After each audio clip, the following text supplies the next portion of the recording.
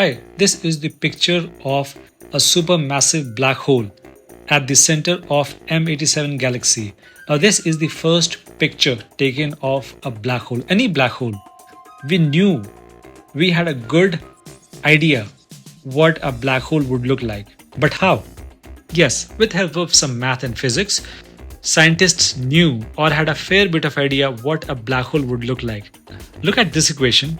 Yes, it's Einstein's equation that gives us the magnification or the distortion that a black hole would occur. In simple words, it is equivalent to thin lens equation.